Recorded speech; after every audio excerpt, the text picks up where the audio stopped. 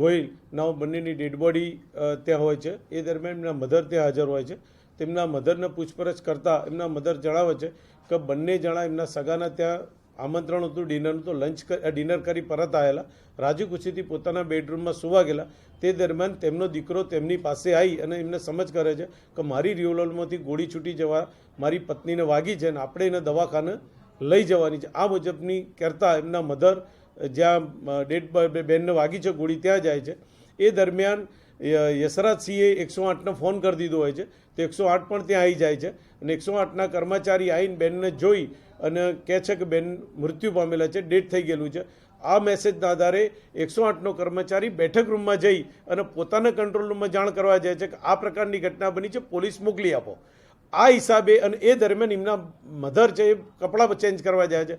આનો લાભ લઈ અને યશરાજસિંહ જાતે સર્વિસ રિવોલ્વરમાંથી સુસાઇડ કરીને પોતે આત્મહત્યા કરી લે છે. આ મુજબની ઘટના બનતા પોલીસ તાત્કાલિક અસરથી ત્યાં જાય છે, બનાવવાળી સ્થળે જઈ FSL અધિકારીને સાથે રાખે છે, ફિંગરપ્રિન્ટ અધિકારીને સાથે રાખે છે અને એક્ઝિક્યુટિવ મેજિસ્ટ્રેટને સાથે રાખી અને મરણોત્તરની જે કામગીરી કરવાની તમામ કાગળિયા જે કામ પૂર્ણ કરી અને ફોરેન્સિસ PM કરવા સારું બંને ડેડ બોડીને સિવિલ હોસ્પિટલ અસારવા મોકલી આપે છે અને હાલ અમે આગળની કાર્યવાહી કરી રહ્યા છીએ.